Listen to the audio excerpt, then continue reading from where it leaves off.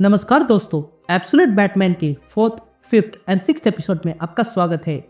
ये वीडियो मुझे ही पता नहीं पर बहुत लंबा होने वाला है।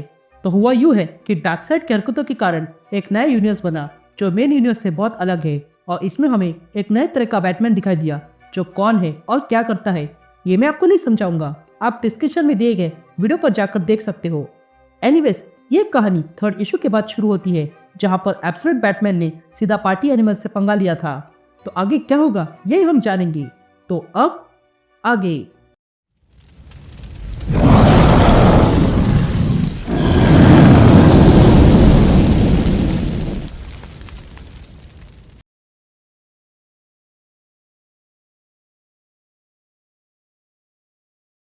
ये कहानी पास्ट में शुरू होती है और हम यंग ब्रूस वेन को देखते हैं जो कोर्ट आया हुआ था। तभी जज ब्रूस से पूछता है, मिस्टर वेन, कोर्ट के क्लेरिफिकेशन के लिए आज सुबह मिस्टर चिल स्टेटमेंट देने वाले थे पर तुमने उनसे बात करने की रिक्वेस्ट की है, इसलिए मैं तुम्हें आगे देता हूँ। तो जाओ बेटे और बताओ तुम चाहते क्या हो। ये सुनते ही ब्रूस खड़ा रह जाता है। अब सीन शिफ्ट होती है और हम एक गुंडे को देखते हैं जो अपने लोगों को डांटने लगा था और फिर एक आदमी को टेरिस पर से नीचे फेंक देता है और हंसने लगता है। लेकिन तभी वो आदमी वापस ऊपर आता है। ये देखकर वो गुंडा चौंक गया था और वो टेरिस के नीचे देखने लगता है। लेकिन तभी हम देखते हैं कि उसके पीछे बैटमैन आ चुका था जो आते ही उन सब पे हमला करता है और उन सबको मारने लगता है। तभी हम देखते हैं कि ये बैटमैन काफी अजीब था। उसके वैम्पायर जैसे दांत थे और वो उन्हीं दांतों से एक गुंडे का गला काट देता है और फिर वहां के एक आदमी को अपने नाखूनों से फाड़ देता है। ये देखकर उन गुंडों का लीडर गन निकालता है और बैटमैन पर शूट करता है। लेकिन ये बैटमैन उन बुलेट से बचते हुए गुंडे के पास आता है और उसकी गन उसके सर पे रखता है। अब कहानी पास्ट में जाती है और हम ब्रूस को देखते हैं जो अपने डैड से कहता है, यह इंजीनियर कंपटीशन इस बार जू में होने वाला है जहाँ पर बहुत सारे जानवर आएंगे, इसलिए हमें वहाँ पर ब्रिज बनाना होगा। जिस पर थॉमस कहता है, यह तो बहुत बड़ा है। जिस पर ब्रूस कहता है, यही तो आइडिया है, बैट्स इंटरमीडिएटिंग होते हैं और मैंने टेस्ट करके देखा है 30 पाउंड पे। ये सुनकर थॉमस ब्रूस से कहता है, तुमने अच्छा काम किया, मैं तुम पे गर्व करता हूँ। यासीन शुरू होती है और हम बैटमैन को देखते हैं जिसने उन गुंडों पे गन रखी थी। तभी और गुंडे बैटमैन को मारने आ जाते हैं। ये देखकर बैटमैन तुरंत वहां से भाग जाता है। उसके बाद हम ब्रूस को देखते हैं जो वही गन और वैम्पायर दांत को आग में जला देता है और फिर वहां से ट्रेन पकड़कर कहीं जाने लगता है। तभी हमें ब्रूस की आवाज सुनाई देती है जो कहता है, ये इतना काफी नहीं है, बैटमैन को और चाहिए। ये कहते हम ब्रूस को देखते हैं जो मसल्स बना रहा था। उसके बाद ब्रूस मैप देखता है कि पाइपलाइन फ्लोरिडा से आती है और वहीं पर गन्स और फार्मा का लॉ फीका पड़ता है। वहां पर वे लोग उसे ऑरेंज ब्लॉसम स्पेशल कहते हैं। 80% इलीगल वेपन्स गॉथम में है और यहाँ के सारे गैंग्स को ये सारे हथियार इसी जगह पे मिलते हैं। ये सारा माल ट्रक से आता है और उनका कहना है कि ये सारे गन्स ऑरेंज की तरह स्मेल करते हैं जब वो फायर करते हैं। ये सारी चीजें गौतम में चेक पॉइंट थ्रू आते हैं जिन्हें मार्कोनिस और फैल्कोनिस संभालते हैं। ये लोग हर महीने अपना लोकेशन बदल देते हैं ताकि रेड ना पड़े और वैसे भी उन्हें पता होता है कि रेड कब पड़ने वाली है, इसलिए वे लोग सब कुछ छुपा के रखते हैं। ये कोई मामूली से गुंडे नहीं है। इन लोगों का गौतम के कई सारे कंपनीज के साथ डील है और कम से कम 3 बैंक से है।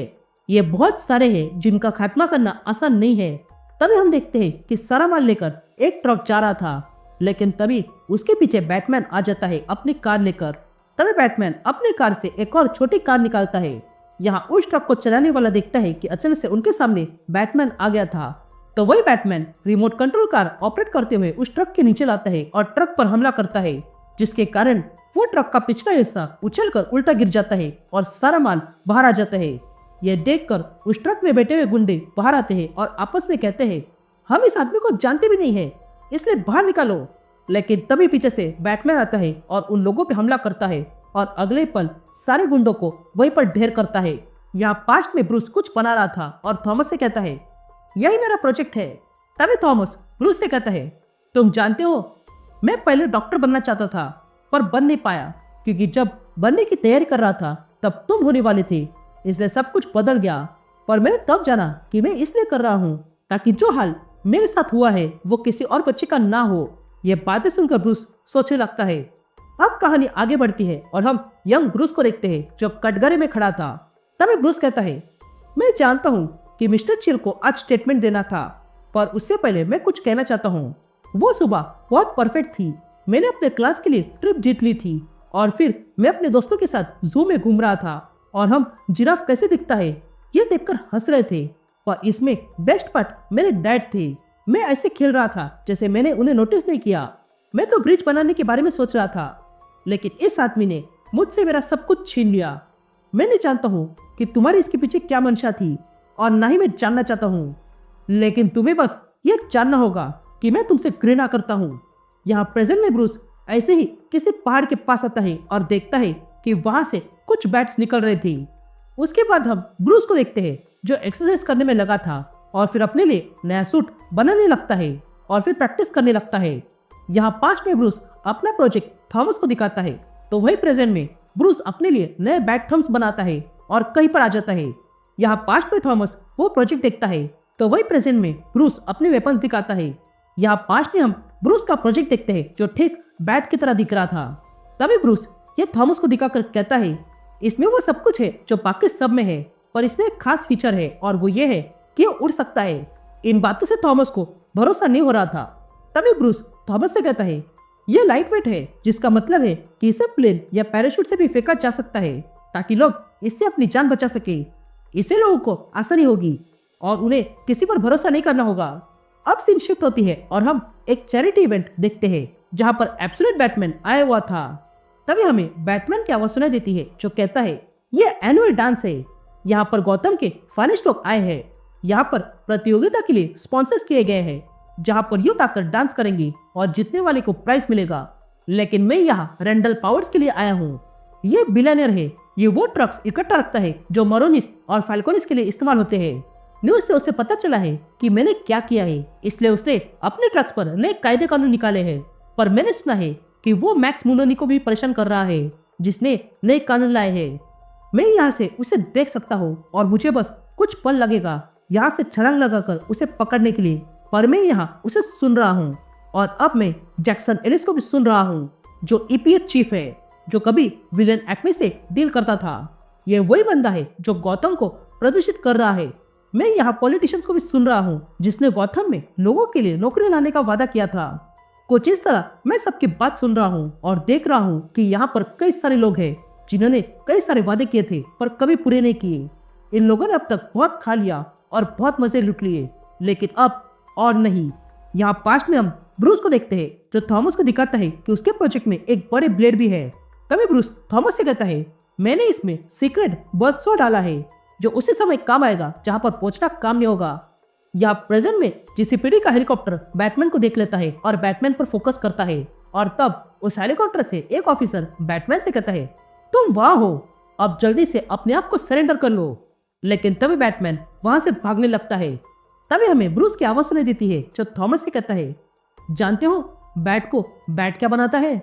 मेरे लिए तो वो इम्पॉसिबल करके दिखाता है। ये एक ऐसा प्राणी है जो उड़ सकता है और ये हमें दिखाता है कि हम उन सारी चीजों को हरा सकते हैं जो हमें पीछे खींचते हैं। इस बैट के लिए कुछ भी इम्पॉसिबल नहीं है। अब सीन शिफ्ट होती है और हम ब्रूस वेन को देखते हैं जो अपने पिता के कातिल जोचिल के सामने जेल में खड़ा था। तभी ब्रूस कहता है मैं तैयार हूँ। ये कहते हैं ब्रूस पास में रखे रिसीवर को उठा लेता है और जोचिल से कहता है बताओ तुम चाहते क्या हो? यहाँ फ्लैशबैक में हम ब्रूस वेन को देखते हैं जिसे मार्था डॉक्टर के पास ले आई थी क्योंकि उसे बैट ने काटा था। तभी वो डॉक्टर ब्रूस को इंजेक्शन लगाती है और कहती है देखो हो गया, अगर तुम्हारे बड़े दांत निकल आए या फिर पंख निकल आए तो मुझे बुला लेना, नहीं तो तुम्हारे लिए खतरा बन सकता है। ये बातें सुनकर ब्रूस सोचने लगता है। अब प्रेजेंट में हम एब्सोल्यूट बैटमैन को देखते हैं जिसे जाते हुए पार्टी एनिमल्स देख रहे थे, लेकिन वे लोग बैटमैन पर हमला नहीं करते हैं। यहाँ दूसरी तरफ हम मार्था को देखते हैं जो जिम गॉर्डन के पास आती है और कहती है जिम क्या तुम तैयार हो?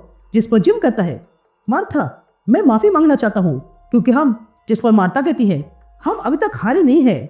लेकिन तभी जिम मार्था को न्यूज दिखाता है और कहता है तुमने न्यूज नहीं देखी, हिल के पास अब हार्वी है और मैं ये सब आते हुए देख भी नहीं पाया। तभी मार्था जिम से कहती है तुम्हें याद है हम कैसे मिले थे? जिस पर जिम कहता है तुम वही बात तो नहीं कह रही हो जब मैंने तुम्हें अरेस्ट किया था क्योंकि तुम साइन लेकर जा रही थी। जिस पर मार्था कहती है उसे तुमने तोड़ा था। जिस पर जिम कहता है वो हादसा था। जिस पर मार्था कहती है हाँ, और पूरे सफर में मैं बस तुमसे झूठ बोल रही थी पर जब मैं सेंटर तक पहुंची तब तुमने मुझे जाने दिया और कुछ पैसे भी दिए नए साइन के लिए। तो मेरे कहने का मतलब ये है कि हर बार लोग तुम्हें अजीब तरीके से सरप्राइज करते हैं, पर एक आध बार वो अच्छे से सरप्राइज देते हैं। तो अब उठो और आ जाओ। तभी जिम मारते से कहता है, तुम जानती हो जब मैंने तुम्हें सॉरी कहा था तब मैं इलेक्शन की बात नहीं कर रहा था, बल्कि मैं तो उस जू में हुई घटना के बारे में बात कर रहा था। अब कहानी 5 में जाती है और हम मार्था को देखते हैं जो ब्रूस को लेकर थॉमस वेन की कब्र पे आती है। तभी ब्रूस जिम गॉर्डन से कहता है, आप मुझसे बात करना चाहते हो ना? जिस पर जिम कहता है, हाँ देखो मैं इसके लिए ठीक नहीं हूँ, पर फिर भी बताता हूँ। मैंने ऐसे बहुत से ब्रेव लोगों को देखा है और तुम्हारे डैड खास थे, और जब भी मैं तुम्हें देखता हूँ तो मुझे उनकी याद आती है। मैं तुम्हें अभी जाने दे रहा हूँ और मैं तुम्हें इतना बता सकता हूँ कि ये लोग इस जू को तोड़ने वापस आएंगे। तभी ब्रूस जिम से पूछता है, ये लोग करने वाले क्या है? जिस पर जिम कहता है, पता नहीं, पर कुछ प्रैक्टिकल होगा। अब कहानी प्रेजेंट में आती है और हम बैटमैन को देखते हैं जो टेरिस पर था। तभी वहां एक हेलीकॉप्टर आ जाता है। या हम अल्फ्रेड को देखते हैं जो दूर से देख रहा था। तभी उसे दूर के किसी बिल्डिंग के टेरेस पर एक आदमी दिखा देता है जो स्नाइपर लेकर बैठा हुआ था। तभी अल्फ्रेड देखता है कि वो आदमी अकेला नहीं था, बल्कि ऐसे कई सारे लोग टेरेस पर स्नाइपर लेकर और गन्स लेकर बैठे हुए थे, और ये सारे के सारे पार्टी एनिमल्स थे। यहाँ वो चॉपर लैंड होता है और उसमें से कोई बाहर आता है, और तब हम देखते हैं कि असल में ब्लैक मास्क था। तभी ब्लैक मास्क कहता है, ठीक है, ये कोड सुबह ही भेजा था। जिस पर एब्सोल्यूट बैटमैन कहता है, मैं जानता हूँ और मैंने वो इस्तेमाल किसी और पे किया है। ये सुनते ही ब्लैक मास्क हंसने लगता है। यहाँ 5 ने ब्रूस सिमेट्री से भागने लगा था और कहता है, मिस्टर गॉर्डन रुको। इधर प्रेजेंट में हम ढेर सारा पैसा देखते हैं जिसे कहीं पर रखा गया था। तो वही ब्लैक मास्क एब्सोल्यूट बैटमैन से कहता है, तुमने इसमें से कितना इस्तेमाल किया? जिस पर एब्सोल्यूट बैटमैन कहता है, सब कुछ। यहाँ हम फिर से वो सारा कैश देखते हैं जो कहीं पर लोड किया गया था। तो वही पास्ट में ब्रूस जिम से कहता है, मैं उन्हें ये जू तोड़ने नहीं दे सकता हूँ और ना ही कुछ प्रैक्टिकल करने दूंगा। मैं तो बस ऐसा कुछ करना चाहता हूँ जिससे शाइन हो जाए। यहाँ हम देखते हैं कि वो सारा कैश बैट सिग्नल पर लटकाया गया था, और तब एब्सोल्यूट बैटमैन एक बटन दबाता है और तब हम देखते हैं कि वो कैश और सिग्नल मिलके आसमान में बड़ा सा बैट सिग्नल बनाते हैं। ये देखकर बैटमैन खड़ा हो जाता है। या ये देखकर ब्लैक मास्क कहता है, ये बहुत अगली है। यहाँ मीडिया में ये बात तेजी से फैल जाती है। तो वही ब्लैक मास्क अपनी पार्टी एनिमल्स को ऑर्डर देता है बैटमैन को खत्म करने का। तभी सारे पार्टी एनिमल्स मिलके बैटमैन पर हमला करने जाते हैं। तभी देखकर बैटमैन कहता है, देखो रोमन, मुझे कोई कार नहीं चाहिए और ना ही कोई प्लेन और ना ही कंप्यूटर और ना ही कुछ और, क्योंकि ये सब कुछ तुम्हारे पास है। मुझे तो बस बैटमैन चाहिए। ये कहते ही एब्सोल्यूट बैटमैन हमला करता है और रोमन के पैर में चाकू घुसा देता है, जिसके कारण रोमन जोर से चिल्लाता है। लेकिन तभी बैटमैन उस चाकू को बाहर निकालता है और फिर अपने नुकीले जूते से पार्टी एनिमल को मारने जाता है। और तब एक हाथ वाला मस्कुलर पार्टी एनिमल बैटमैन पे हमला करता है और कहता है, ये पे बैक का टाइम है। लेकिन तभी बैटमैन अपने पीठ से किल निकालता है जो उस पार्टी एनिमल के सिर में घुस जाते हैं।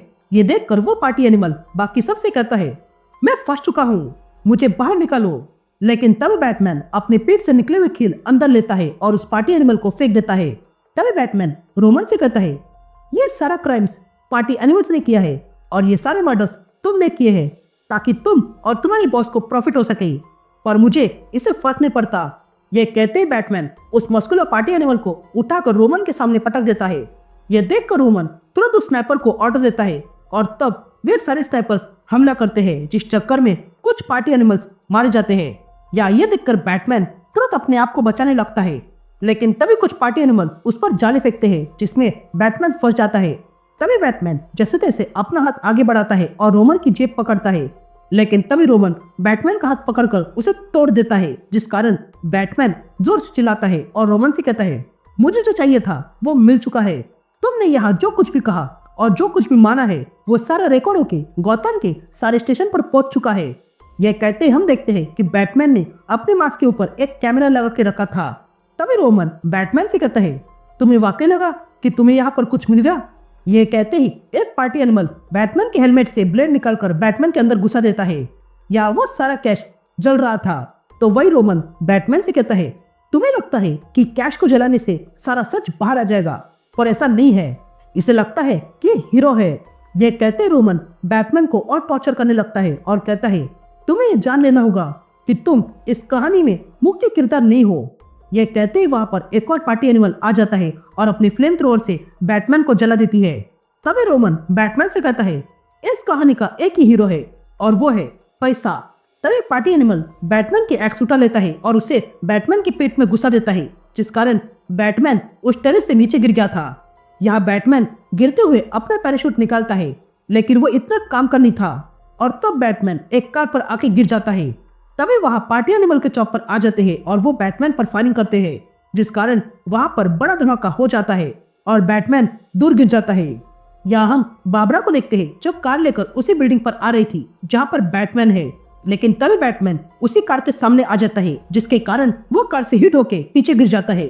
तभी बाबरा अपनी कार रोकती है और गन निकाल कर बाहर आती है और बैटमैन से कहती है जहाँ हो वही रहो, नहीं तो मैं शूट कर दूंगी। ये सुनते ही बैटमैन कहता है तुम्हें जो करना है वो करो। ये कहते ही बैटमैन एक सीवर से होते हुए जाने लगता है। यहाँ बाबरा को उसके स्टेशन से कॉल आता है, जिनको बाबरा बताती है कि अभी तक गॉर्डन का कुछ पता नहीं चला है।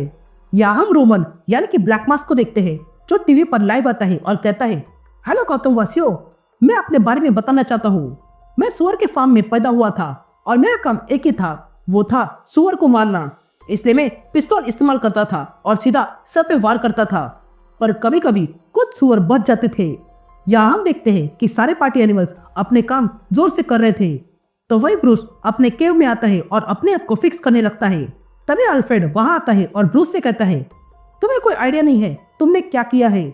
जिस पर ब्रूस कहता है हाँ, मैंने उसे टैग किया था और ब्लैक मास्क तक पहुंच गया, तो अब क्या तुम मुझे ठीक करने में मदद करोगे। जिस पर अल्फ्रेड मना करता है और जाने लगता है। यहाँ हम गॉर्डन और मार्था को देखते हैं जो चोरी छुपे पार्टी एनिमल के बेस पर आए हुए थे और तब उन सबको ब्लैक मास्क की आवाज सुनाई देती है जो कहता है बैटमैन ने हमारा ऑफर ठुकरा दिया है, इसलिए मैं तुम सबको ऑफर देता हूँ इस पार्टी एनिमल में आने के लिए। ये कहते ही हम बहुत सारे लोगों को देखते हैं जो पार्टी एनिमल बन के बाहर निकल पड़े थे।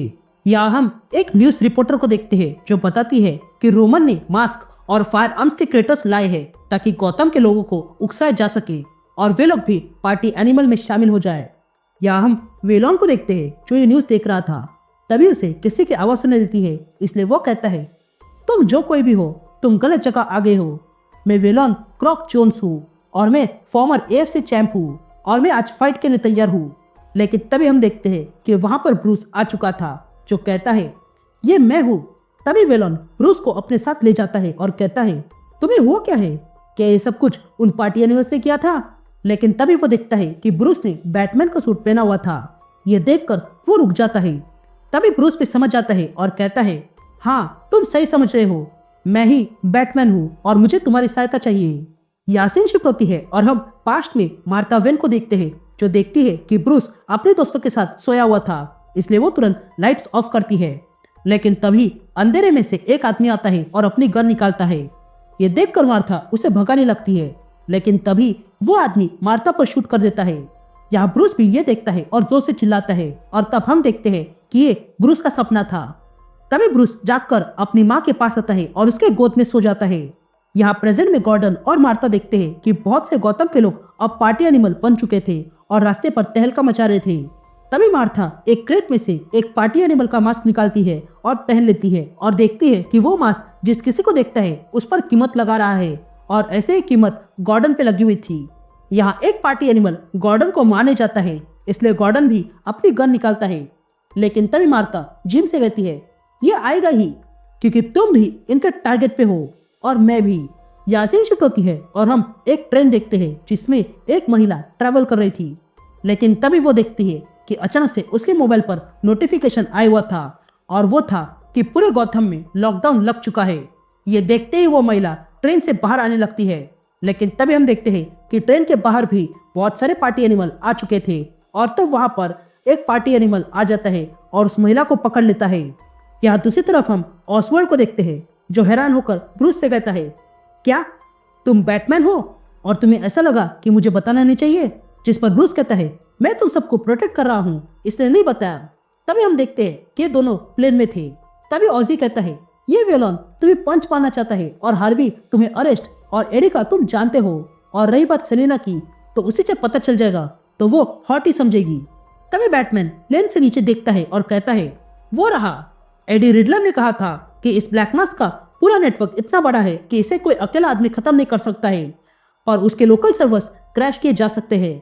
और यहाँ इस बोर्ड पर एक है, अगर मैंने उसे उड़ा दिया तो। यह सुनते ही ऑजी कहता है, क्या उड़ा दिया तो? तुम्हें जो करना है वो करो, क्योंकि मेरे पास और फ्यूल नहीं है इस प्लेन को उड़ाने के लिए। यह सुनते ही बैटमैन ऑजी से कहता है, मैं तुमसे अब और कुछ नहीं मांगूंगा। यह कहते ही बैटमैन उस प्लेन से कूद जाता है। यहाँ उस बोर्ड पर हम एक पार्टी एनिमल को देखते हैं जो म्यूजिक चला रहा था, लेकिन तभी उसी पर बैटमैन आके गिर जाता है। तभी बैटमैन का ध्यान वहां पर रखे लाइफ जैकेट पर जाता है, इसलिए बैटमैन तुरंत उस लाइफ जैकेट को निकालता है और उन्हीं जैकेट से उस पार्टी एनिमल को बांध देता है। ये देखकर एक और पार्टी एनिमल बैटमैन पे हमला करता है। ये वही है जिसने बैटमैन को जलाया था, लेकिन तभी बैटमैन उसे उठा लेता है और उसे भी लाइफ जैकेट से बांध देता है और फिर उसे लात मार के समुद्र में कहीं दूर फेंक देता है। उसके बाद एक और पार्टी एनिमल बैटमैन के सामने आती है, लेकिन फिर वो उस बोट से कूद जाती है। यहाँ दूसरी तरफ हम जिम और मार्था को देखते हैं जो गौतम के लोगों के सामने आ गए थे। तभी मार्था इन लोगों से कहती है, तुम्हें जो बोलना है वो बोलो, पर मैं और मेयर गॉर्डन तुम्हें ये मास्क कभी नहीं देंगे। तभी वहां पर आया हुआ एक आदमी जिम से कहता है, ये तुम देख रहे हो, ये तुम्हारे राज में हुआ है, अब तो हम बस अपने लिए कर रहे हैं, इससे पहले कि सब कुछ बिगड़ जाए। ये सुनते ही मार्था उस आदमी से कहती है, तुमने वो बैटमैन की फिर देखी ना, इसलिए तुम ऐसा बोल रहे हो। ये ब्लैक मास्क बस इस गौतम में अराजकता फैलाना चाहता है और इसके लिए हम सबका इस्तेमाल कर रहा है ताकि उसे प्रॉफिट हो सके और सब पर राज कर सके।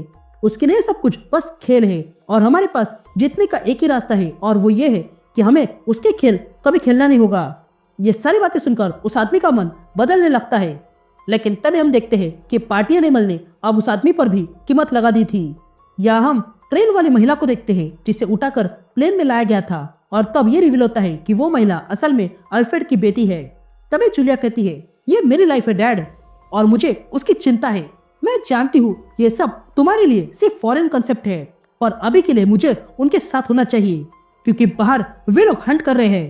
तभी अल्फ्रेड जूलिया से कहता है, मैं तुम्हें गौतम वापस भेज दूंगा, वो भी कुछ हफ्तों में, क्योंकि मैंने ऐसे हादसों के बाद क्या होता है ये देखा है और इसलिए मैं अभी के लिए तुम्हें बाहर भेजने का रिस्क नहीं उठा सकता हूँ।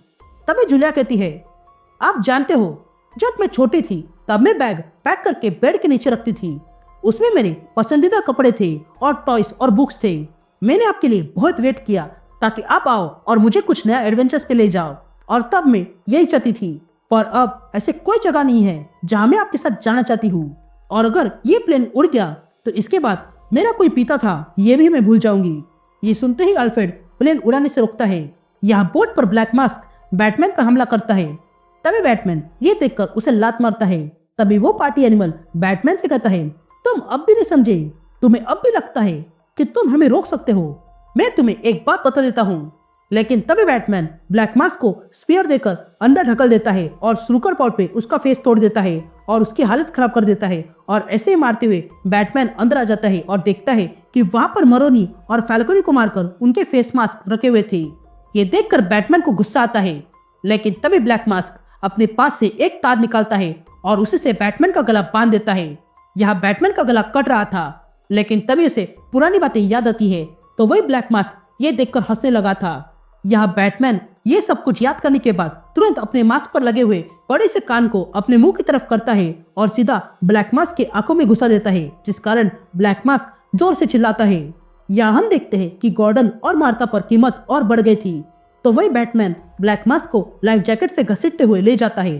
तभी ब्लैक मास्क बैटमैन से कहता है, तुम सब कुछ हारने वाले हो, लेकिन तभी बैटमैन उसे उठाकर समुद्र में फेंक देता है। यहाँ सारे लोग गॉर्डन और मार्था पे गन रखते हैं, तो वही बैटमैन उस पॉट के अंदर जो सीवर है वहां जाता है। यहाँ बैटमैन वो सीवर डाउन करवा देता है और फिर वहां पर बड़ा ब्लास्ट करता है। यहाँ वो देखते हैं कि अचानक से उसके मास्क का सिग्नल डाउन हो चुका था, तो वही बैटमैन धमाके के बाद समुद्र में गिरा हुआ था।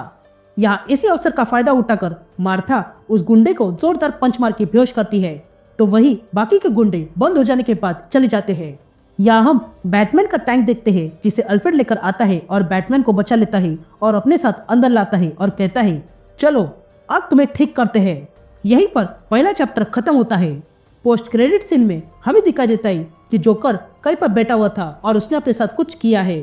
तभी एक आदमी एब्सोल्यूट जोकर के पास आता है और कहता है, गौतम में थोड़ी गड़बड़ हुई है, ये सुनते ही जोकर हंसने लगता है और कहता है, अब समय आ गया है, जाओ जाके बेन को बुलाओ। And that's it. ये चैप्टर यहीं पर खत्म होता है।